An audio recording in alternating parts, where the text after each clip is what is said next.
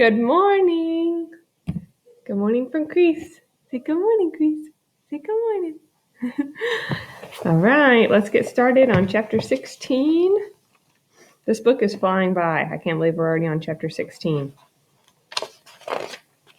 I've read this book probably 4 or 5 times, and every time I find something different that I like about it. So I like reading those kind of books. Okay. Litmus W. Block was just a boy when maybe we're on chapter 15. Yes, sorry, chapter 15, not 16. The Herman W. Block Memorial Library air conditioning unit didn't work very good, and there was only one fan. And from the minute me and Winn-Dixie got in the library, he hogged it all. He lay right in front of it and wagged his tail and let it blow his fur all around. Some of his fur was pretty loose and blew right off of him like a dandelion puff. I worried about him hogging the fan, and I worried about the fan blowing him bald. But Miss Franny said not to worry about either thing.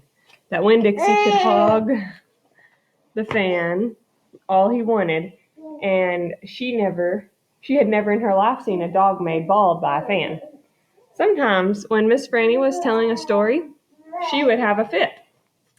They were small fits, and they didn't last long. But what happened was she would forget what she was saying. She would just stop and start to shake like a little leaf. And when that happened, Winn-Dixie would get up from the fan and sit right at Miss Franny Block's side. He would sit up tall, protecting her, with his ears standing up straight on his head like soldiers. And when Miss Franny stopped shaking and started talking again, Winn-Dixie would lick her hand and lie back down in front of the fan. Whenever Miss Franny had one of her fits, it reminded me of Winn-Dixie in a thunderstorm. There were a lot of thunderstorms that summer, and I got real good at holding on to Winn-Dixie whenever they came. I held on to him and comforted him and whispered to him and rocked him, just the same way he tried to comfort Miss Franny when she had her fits. Only I held on to Winn-Dixie for another reason, too. I held on to him tight so he wouldn't run away. It all made me think about Gloria Dump. I wondered who comforted her when she heard those bottles knocking together, those ghosts chattering about the things she had done wrong. I wanted to comfort Gloria Dump, and I decided that the best way to do that would be to read her a book, read it to her loud enough to keep the ghosts away. And so I asked Miss Franny. I said, "Miss Franny, I've got a grown-up friend whose eyes are going on her, and I would like to read her a book out loud. Do you have any suggestions?"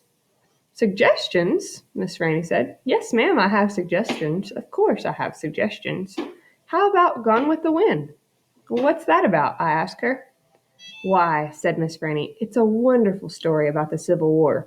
"The Civil War?" I said. "Do not tell me you have never heard of the Civil War." Miss Franny Block looked like she was going to faint. She waved her hands in front of her face. "I know about the Civil War," I told her, "that the war was between the South and the North over slavery." "Slavery, yes," said Miss Franny. "It was also about states' rights and money. It was a terrible war. My great-grandfather fought in that war. He was just a boy." "Your great-grandfather?" "Yes, ma'am, Litmus W. Block. Now there's a story." Winn-Dixie yawned real big and lay down on his side with a thump and a sigh. I swear he knew that phrase. Now there's a story.